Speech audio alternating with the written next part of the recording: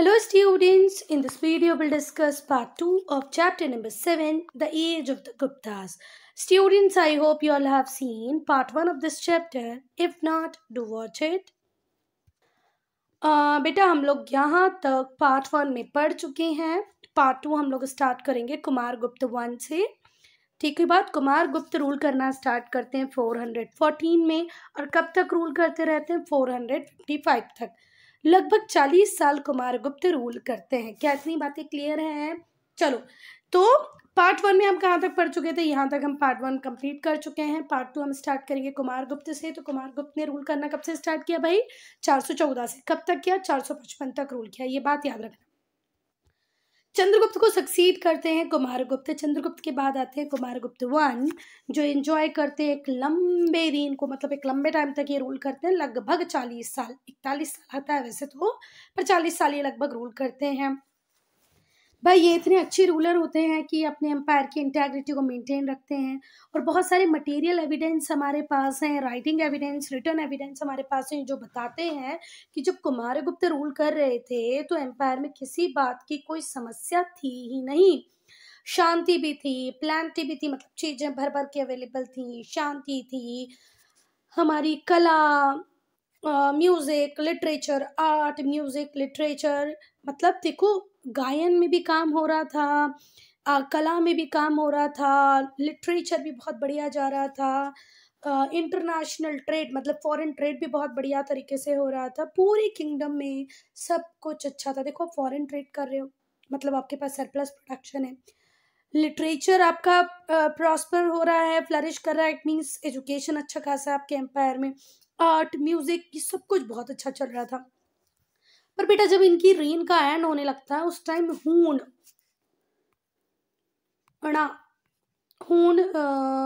InvIT करते हैं north west frontier. देखो हमारे इंडिया में बहुत सारे हमले नॉर्थ वेस्ट फ्रंटियर से ही इंडिया में हुए. नॉर्थ वेस्ट फ्रंटियर की बात करें हम तो ये वाला जो पार्ट है इसको हम कहते हैं नॉर्थ वेस्ट, मतलब इस एरिया से हमारे ऊपर अटैक होते हैं. ये है नॉर्थ, ये है साउथ, ये ईस्ट वेस्ट. तो नॉर्थ साउथ वेस्ट से हमारे ऊपर बहुत सारे इन्वेजन्स हुए हैं. उसमें से ही हून भी एक थे. हूनास भी कह सकते हो आप इसको, पर वो हून है. अणा मान का पड़ा होगा अणा, वो वाला. चलो, Hunas invaded the north western frontier of the empire. Empire के नॉर्थ वेस्ट फ्रंटियर को किसने इन्वेट करना चालू किया? हून ने. कब? जब कुमारगुप्त के रेन का एंड चल रहा था.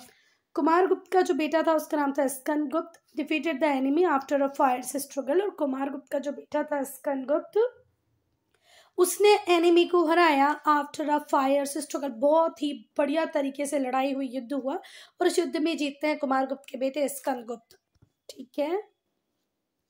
अब हम पढ़ेंगे लेटर गुप्त रूलर्स को. तो भाई जो कुमारगुप्त थे उनकी डेथ हो जाती है ना. उनका बेटा स्कंदगुप्त तो बैटलफील्ड से वापस आ ही नहीं पाता है ना. और कुमारगुप्त की इस बीच में डेथ हो जाती है. फिर से ध्यान से सुनो. Kumaragupta had died before his son Skandagupta could return from the battlefield. Battlefield से स्कंदगुप्त वापस आ पाते हैं उसके पहले कुमारगुप्त की हो जाती है डेथ. जो हूनास या जो हूनास है ये एक ट्राइब है कहाँ की? सेंट्रल एशिया की. Tribe of nomads. अब नॉमैड्स कौन होते हैं बेटा? जो थोड़े टाइम यहाँ रहते हैं, यहाँ के पास्चर का यूज़ करते हैं, यहाँ के चारे का यूज़ करते हैं, रिसोर्सेज का यूज़ करते हैं, फिर यहाँ पर रहने लगते हैं, फिर यहाँ पर रहने लगते हैं. तो इनको हम क्या कहते हैं? Nomads. Who is moving from one place to another in search of food, fodder etcetera. Fodder मतलब होता है घास, है ना. तो जो हुनास या हून ट्राइब थी, ये नोमैड की ट्राइब थी. कहाँ से? सेंट्रल एशिया से. इन्होंने नॉर्थ वेस्ट को एक बार फिर से इन्वेट किया. ये जो इन्वेजन था ये 458 एडी में हुआ. Skandagupta was a heroic figure. Skandagupta यहाँ पर एक हीरोइक फिगर के रूप में उभरते हैं और ये हून को डिफीट कर देते हैं एक बार फिर. पर ये विक्ट्री आसान नहीं थी बेटा, बहुत मुश्किल था हूनों को जीतना, पर स्कंदगुप्त ने ये किया. ठीक है. तो 458 एडी में एक बार फिर से नॉर्थ वेस्ट में इन्वेजन हुआ. किसका? हून का, हूनास का. पर स्कंदगुप्त फिर से एक हीरोइक फिगर की तरह उभरते हैं और हुनास को हरा देते हैं, पर ये विक्ट्री आसान नहीं थी. अब बेटा जो हिस्ट्री थी आने वाले पीरियड की, एंस्विंग का मतलब होता है आगामी। आगामी जो आने वाला पीरियड है उसको हम बोलते हैं एंस्विंग। तो आने वाला जो पीरियड था उसकी जो हिस्ट्री थी वो आसान नहीं थी, हेजी और वेग थी, धुंधली थी, अस्पष्ट थी, मतलब अनक्लियर थी, है ना। हेजी मतलब धुंधली होता है, वेग मतलब अस्पष्ट अनक्लियर, तो बहुत ज़्यादा क्लियरिटी नहीं थी कि भाई आने वाला पीरियड कैसा होगा, क्योंकि ये जो इतना बड़ा माइटी एम्पायर था गुप्त एम्पायर, अब ब्रेकअप होने लग गया था। देखो हर एम्पायर का, भले वो मौर्यन डायनेस्टी हो, मुगल एम्पायर हो, ये कोई भी एम्पायर हो, हम देखते हैं कि उस एम्पायर का धीरे धीरे करके पीक आता है और फिर वो पीक धीरे धीरे करके डिक्लाइन में चेंज हो जाता है। तो ऐसे ही गुप्त एम्पायर का भी पीक था, पीक के बाद अब वो डिक्लाइन में आए, तो इसलिए कहा जा रहा है कि जो आने वाला पीरियड था उसकी जो हिस्ट्री थी वो अस्पष्ट थी, वेग थी, जो प्रोसेस थी वो चालू हो गई थी। ये जो इतना बड़ा माइटी गुप्त एम्पायर था धीरे धीरे करके डिक्लाइन होने लग गया था। जो लास्ट नोन किंग होते हैं इंपीरियल गुप्ता लाइन के, ये गुप्त लाइन के वो होते हैं विष्णुगुप्त, और इनकी डेथ होती है 550 एडी में। ठीक, कोई बात। तो अगर आपसे कोई पूछता है कि गुप्त एम्पायर के लास्ट रूलर का नाम बताओ तो क्या बोलोगे? विष्णुगुप्त। इनकी डेथ कब होती है? 550 एडी, 550 में डेथ होती है विष्णुगुप्त की, जो कि लास्ट रूलर होते हैं गुप्त साम्राज्य के, गुप्ता एम्पायर के। Now decline of the empire. अब बेटा इतनी बड़ी माइटी एम्पायर का हो जाता है एंड, ठीक है। The cause of its decline and fall were many. देखो हर चीज के राइज के भी बहुत सारे कॉजेज होते हैं, बहुत सारे रीजन होते हैं भैया कि ये रीजन थे इसलिए वो राइज कर गया, और ऐसे ही फॉल की भी बहुत सारे रीजन होते हैं बेटा कि ये सिचुएशन थी, ये सिचुएशन थी, ये कंडीशन थी इसलिए फॉल हो गया, पर हो गया। एक इम्पॉर्टेंट रीजन था कि भैया ये जो हूणास लोग थे,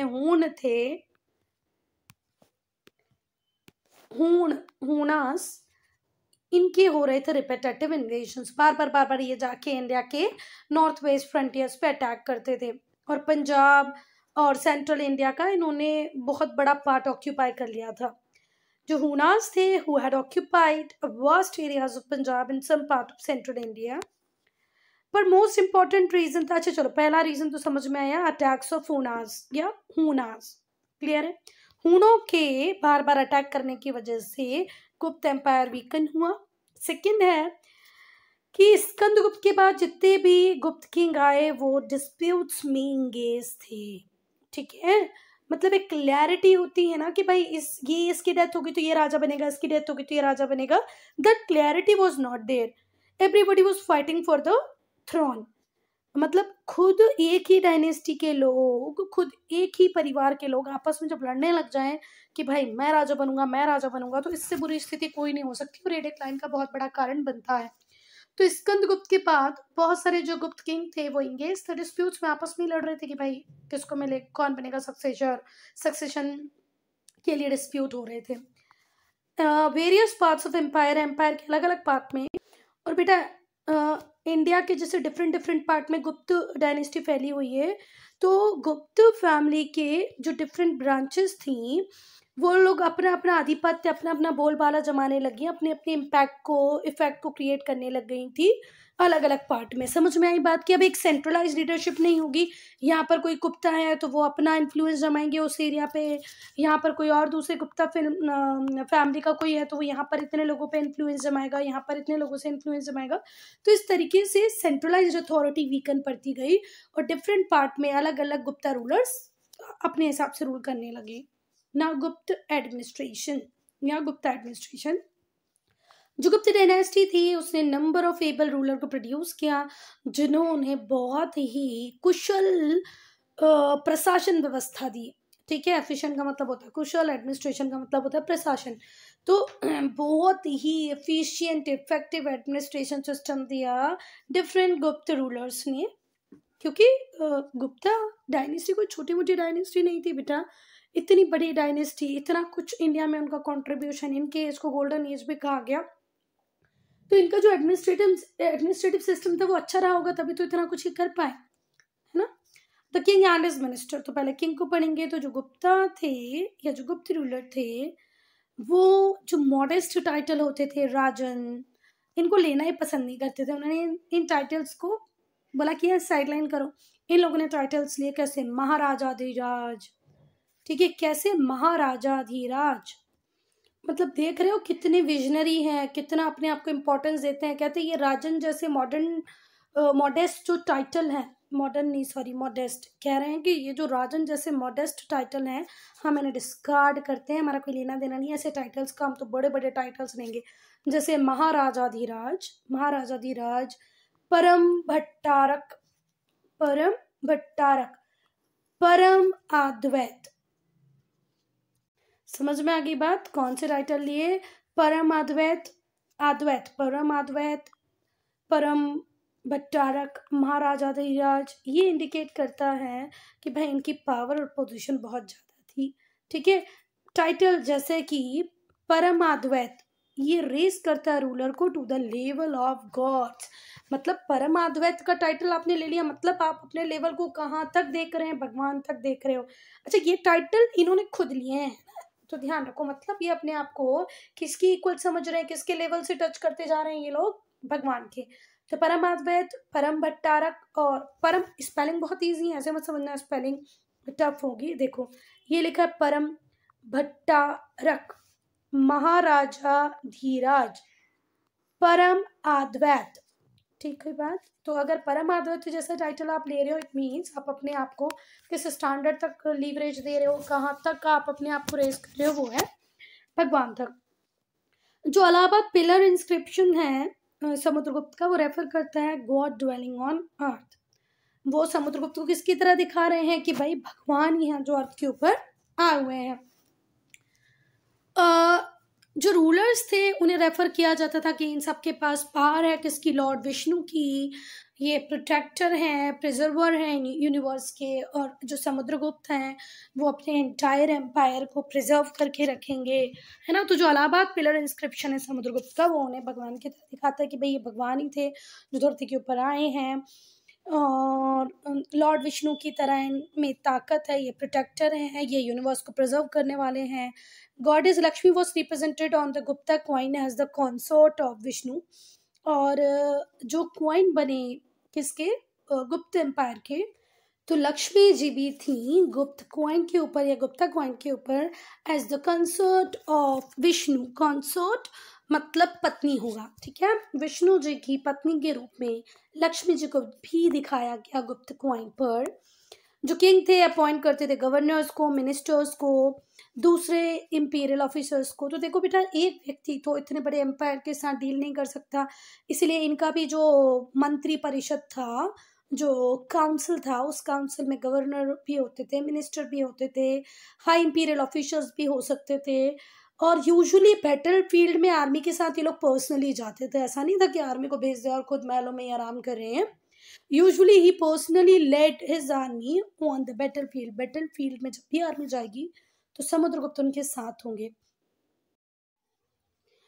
अच्छा बेटा, एक बात और ध्यान रखिए कि कुछ मिनिस्टर भी एकम्पनाय करते हैं किंग को टू द बैटलफील्ड। देखो बैटलफील्ड में हमने पढ़ा कि पर्सनली राजा तो जा ही रहा है, पर उस राजा को सपोर्ट करने के लिए कुछ मिनिस्टर भी एकम्पनाय कर रहे हैं उसको बैटलफील्ड में, मिनिस्टर्स भी उसके साथ जा रहे हैं। एक एग्जाम्पल भी मिलता है कि जब चंद्रगुप्त टू शक के खिलाफ लड़ रहे थे, शाकास के खिलाफ लड़ रहे थे।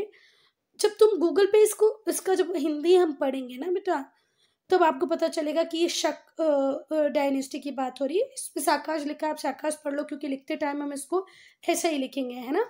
चलो, तो शाकाश के साथ जब चंद्रगुप्त लड़ रहे थे तो उनके एक मिनिस्टर जो थे, minister of war and peace, वो उनका नाम था वीरसेन, वो उनके साथ होते हैं। आई बात समझ में? वीरसेन जो कि मंत्री हैं शांति और युद्ध के, पीस एंड वॉर के मिनिस्टर वीरसेन चंद्रगुप्त टू के साथ जाते हैं जब चंद्रगुप्त टू शाकास के साथ या शक के साथ लड़ रहे होते हैं। अब हम देखेंगे the ministers and other imperial officers. बहुत सारे मिनिस्टर्स थे जो किंग को असिस्ट करते थे एडमिनिस्ट्रेशन के टास्क में। मंत्री हेड होता था सिविल एडमिनिस्ट्रेशन का, जितना भी सिविल एडमिनिस्ट्रेशन होगा उसका हेड होगा मंत्री। दूसरे जो इंपॉर्टेंट ऑफिशियल्स थे उसमें आता था सेनापति। सेनापति किसको कहते हैं? सेना और पति, सेनापति। तो सेना आप लोग हिंदी वर्ड जानते होंगे कि आर्मी की बात करें ना, तो जनरल ऑफ द आर्मी सेनापति। The chief of the palace guards, अब देखो पैलेस की सेफ्टी भी अटमोस्ट इम्पॉर्टेंट थी, तो पैलेस की सेफ्टी के लिए भी एक पर्टिकुलर बंदा रिस्पॉन्सिबल होता ही था। तो अदर इम्पॉर्टेंट ऑफिशियल्स में किसको पढ़ेंगे हम? सेनापति को, चीफ ऑफ पैलेस गार्ड, और दूसरा संधि विग्राहक। संधि विग्राहक संस्कृत कभी आपने पढ़ी होगी, हिंदी पढ़ी होगी तो उसमें पढ़ा होगा। संधि विग्रह किसको कहते हैं ना? संधि और विग्रह मतलब मिनिस्टर फॉर फॉरेन अफेयर्स, ठीक है। इसके अलावा और भी मिनिस्टर्स होते थे, है ना। The king was assisted by many officials. King को हेल्प करने के लिए बहुत सारे दूसरे ऑफिशियल्स भी होते थे, जिसमें चीफ सेंसर ऑफिसर होता था जो एग्जामाइन करता था रिपोर्ट्स को। That was regarded a secret. Secret report को एग्जामाइन करने के लिए चीफ सेंसर ऑफिशियल होता था। तो मतलब राजा अकेला नहीं होता था बेटा, राजा के साथ बहुत सारे ऑफिशियल्स होते थे, जैसे हमने पढ़ा मंत्री भी है, सेनापति भी है, पैलेस गार्ड भी हैं, संधि विग्राहक भी है, फिर आपके चीफ सेंसर भी हैं जो सीक्रेट रिपोर्ट्स की देख रेख करते हैं, मतलब क्या होना चाहिए क्या नहीं होना चाहिए वो डिसाइड करते हैं। Provincial administration and the district and municipal administration. Provincial administration कैसे होता था, डिस्ट्रिक्ट एडमिनिस्ट्रेशन कैसे होता था, अब हम वो देखेंगे। तो पहले प्रोविंशियल एडमिनिस्ट्रेशन को देखते हैं। जो एम्पायर था वो डिवाइडेड था बहुत सारे प्रोविंसेस में, जिन्हें हम भुक्तीस कहते थे या देशास। उस टाइम में उन्हें भुक्तीस या देशास कहा जाता था। तो पूरा एम्पायर डिवाइडेड था प्रोविंसेस में, जैसे आज हमारी कंट्री डिवाइडेड है स्टेट्स में। जो प्रोविंशियल गवर्नर होते थे यूजुअली वो प्रिंस होते थे, रॉयल ब्लड के। मतलब अगर प्रोविंशियल गवर्नर किसी को बनाना है तो हम हर किसी को नहीं बना देंगे बेटा। जैसे मंत्री हम किसी भी कैपेबल व्यक्ति को बना सकते हैं, पर जब किसी प्रोविंस का गवर्नर बनाने की बात आएगी तो वो रॉयल ब्लड का ही प्रिंस ही होना चाहिए। इस गवर्नर्स दे वर कॉल्ड उपरिका, महाराज और प्रदेश का। अरे ठीक हुई बात। तो ये रॉयल ब्लड का ही व्यक्ति होता था जो गवर्नर बनता था। इसे उपरिक, महाराज या प्रदेशिकास कहा जाता था। तो समझ में आया, पूरा एम्पायर किस में डिवाइडेड था? प्रोविंसेस में। प्रोविंसेस का हेड होता था गवर्नर। गवर्नर रॉयल ब्लड का ही कोई व्यक्ति होता था, जिसे उपरिक का, महाराज या प्रदेशिका भी कहते थे। डिस्ट्रिक्ट एडमिनिस्ट्रेशन की बात करें तो जो भुक्ति है वो फिर से डिवाइड होता था डिस्ट्रिक्ट्स में, जैसे बिल्कुल आज की तरह। आज पहला कंट्री पूरे स्टेट में डिवाइड है, स्टेट डिस्ट्रिक्ट में डिवाइडेड है। इन्हें हम क्या कहते थे? विश्व, ठीक है। जिन्हें रूल करते थे विश्वपतिज या आयुक्त। They were usually appointed by the provincial governor. अब जो रॉयल ब्लड का जो प्रोविंशियल गवर्नर होता था ना बेटा, वही आयुक्त या विश्वपति इसको अपॉइंट करता था। इनके अलावा दूसरे व्यक्ति भी होते थे जो डिफरेंट डिफरेंट अथॉरिटीज पे होते थे, पूरे डिस्ट्रिक्ट एडमिनिस्ट्रेशन को देखते थे। ये होते थे प्रथम कायस्थ। प्रथम कायस्थ जो लेटर लिखते थे, डॉक्यूमेंटेशन का काम पूरा प्रथम कायस्थ के पास होता था। तो पहला कौन हो गया भाई? प्रथम कायस्थ। प्रथम कायस्थ किसको हेल्प कर रहा है? डिस्ट्रिक्ट एडमिनिस्ट्रेशन में हेल्प कर रहा है। वो क्या लिखता था? Letters, document. दूसरा व्यक्ति जो हेल्प करता था वो था पुस्तपाल, जो रिकॉर्ड कीपर होता था। फिर उसके बाद होते थे नगर श्रेष्ठी, जिन्हें हम कहते हैं चीफ बैंकर। तो एक डिस्ट्रिक्ट का हेड होगा विश्वपति या आयुक्त, इसको अपॉइंट करेगा गवर्नर। और डिस्ट्रिक्ट एडमिनिस्ट्रेशन को देखने के लिए प्रथम कायस्थ होगा, पुस्तपाल होगा, नगर श्रेष्ठी होगा। अब हम म्युनिसिपल एडमिनिस्ट्रेशन को देखेंगे। कुछ इंस्क्रिप्शन हमें ये बताते हैं कि जो टाउन एडमिनिस्ट्रेशन था उस टाइम में वो भी एक यूनिट हुआ करता था। कुछ टाउन्स जो थे उन्हें एडमिनिस्टर करता था म्युनिसिपल बोर्ड, जिसके अंदर 4 मेंबर होते थे। कौन कौन होते थे? नगर श्रेष्ठी, द गिल्ड प्रेसिडेंट।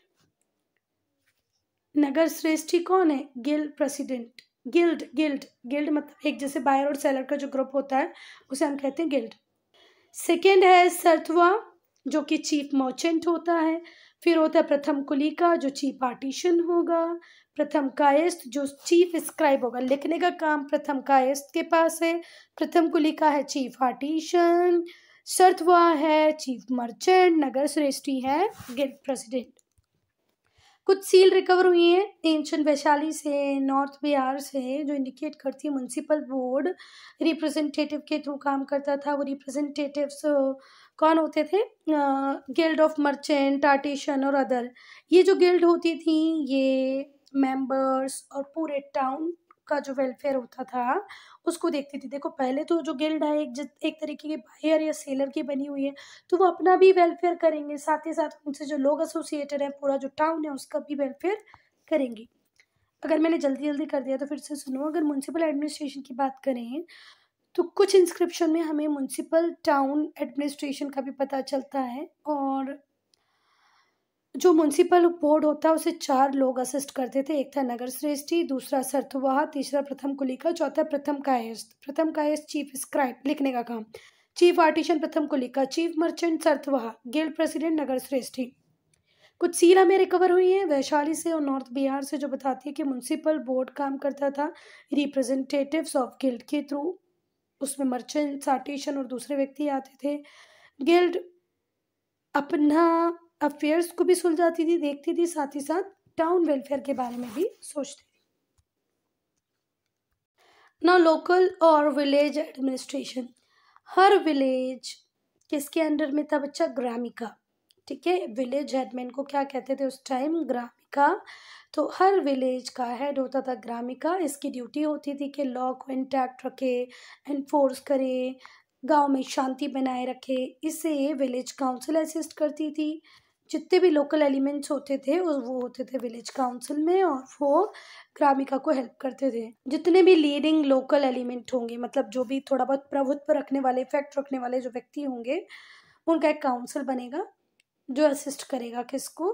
ग्रामिका को, गांव का प्रशासन वगैरह अच्छे से चलाने में। कोई लैंड ट्रांजैक्शन नहीं होता था, no land transaction could be. कोई भी लैंड ट्रांजैक्शन नहीं होगा किसके बिना बेटा? ग्रामिका के बिना।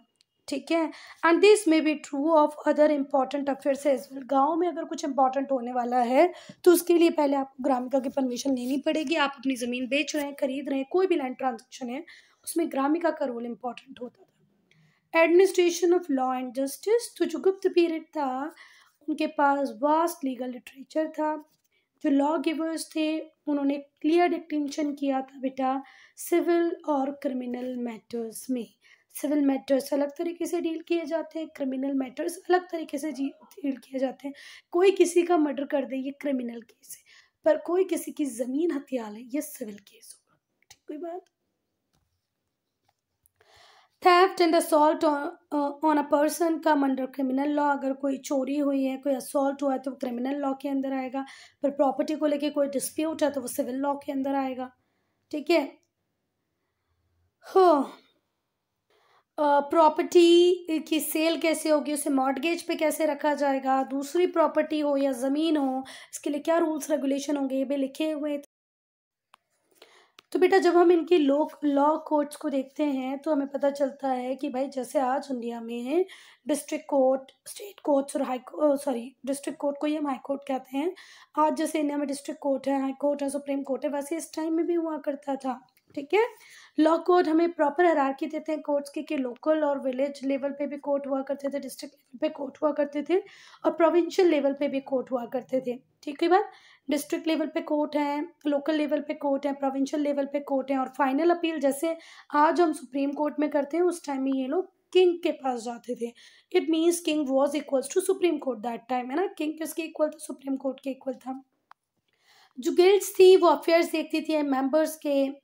जो स्टेट था वो रिलीफ था कि भाई एडमिनिस्ट्रेशन जो होगा जस्टिस का वो एक बहुत ही बेहतरीन तरीके से हो रहा होगा, हमें उसमें ज़्यादा इंटरफेयर करने की ज़रूरत नहीं। कुछ ही केसेस ऐसे होते थे जो फाइनली किंग तक आते थे, अदरवाइज उनके लिए जो बॉडी असाइन की गई थी वो प्रॉपर काम करती थी। तो जो स्टेट था, जो सरकार थी, जो राजा थे, वो रिलीफ थे इस बात से कि भैया मुझे बार बार किसने चोरी की, किसने नहीं की, किसने मर्डर किया, इन बातों के बारे में सोचने की ज़रूरत नहीं है। There was a body which is doing their work in a very fair manner. Now feudal developments in Gupta age. अगर हम फ्यूडल डेवलपमेंट की बात करें तो फ्यूडल डेवलपमेंट का मतलब होता है freedom from interference of central government and devolution of authority. Feudal development का मतलब है कि अब इंटरफेरेंस नहीं होगा सेंट्रल गवर्नमेंट का, कोई अथॉरिटी नहीं होगी, पावर का ट्रांसफ़र होगा सेंट्रल गवर्नमेंट से लोकल बॉडीज़ की तरफ।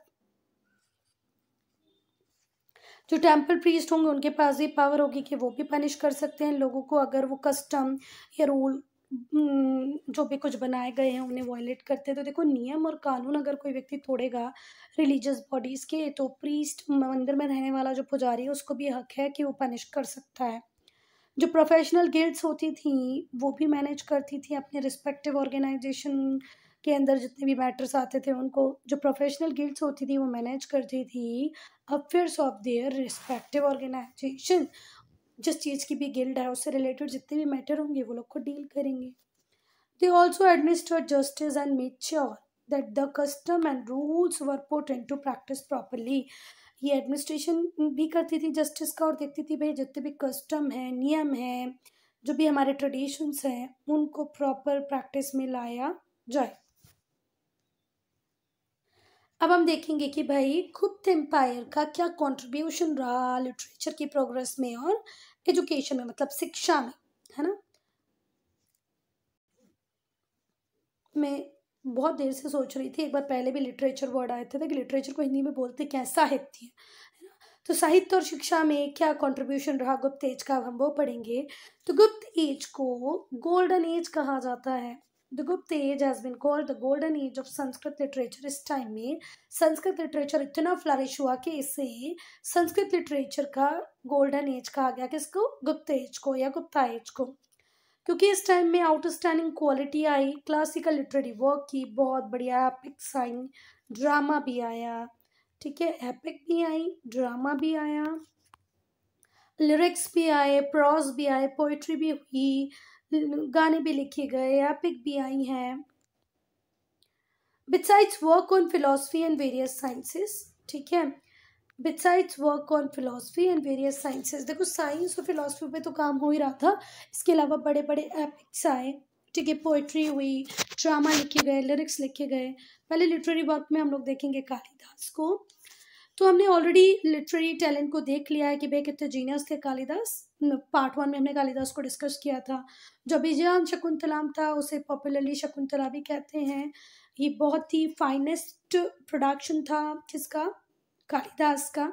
और इवन पूरे वर्ल्ड में ये फाइनेस्ट क्या है, लिटरेरी वर्क है किसका? कालिदास का। तो बेटा, जो अभिज्ञान शकुंतलम है ये तो एक फेमस लिटरेरी वर्क है ही कालिदास का, जो पूरे वर्ल्ड में रिनाउंड है। इसके बाद मालविका अग्निमित्रम, मालविका अग्निमित्रम, मालविका अग्निमित्र लिखा है यहाँ पर पूरा वो मालविका अग्निमित्रम है। और विक्रम शौर्यविषयम,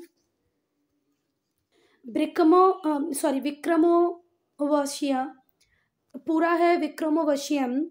ये 2 और एक्सीलेंट ड्रामास थे जो कालिदास ने लिखे। इनके जो लिटरेरी स्किल्स थे वो 2 एपिक्स में भी देखे जा सकते हैं। वो एपिक हैं रघुवंश और कुमार संभव, कुमार संभव और रघुवंश। अरे, अगर ड्रामा की बात करें हम तो है अभिज्ञान शकुंतलम, मालविका अग्निमित्रम, विक्रमोशियम, उसके बाद रघुवंश और कुमार संभव। ये 2 एपिक भी इन्होंने लिखी हैं। अगर हम लिरिक पोइट्री की बात करें तो वो है ऋतु संहारा, मेघदूत। मेघदूत में 2 लवर्स की स्टोरी है। अभिज्ञान शकुंतलम भी 2 लवर्स की स्टोरी है। विविध पोर्ट्रेयल है, रिफाइंड लैंग्वेज है, ब्यूटी ऑफ नेचर को बहुत ज़्यादा अप्रिशिएट किया गया है।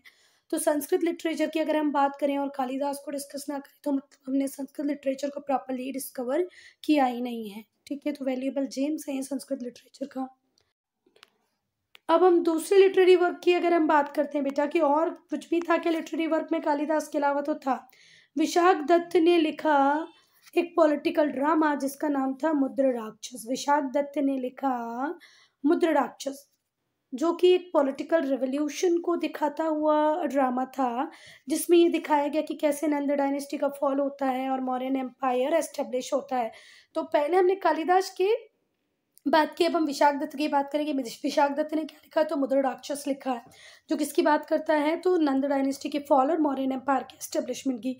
फिर हरिसेन जो प्रयाग प्रशस्ति में लिखा, इलाहाबाद पिलर के ऊपर जो उन्होंने लिखा है, वो भी हमें डिटेल्ड अकाउंट देता है कि कैसी पर्सनालिटी थी, कैसा करियर था समुद्रगुप्त का। Student, I'm ending this video here only. If you have any doubt, any problem, to write in comment section.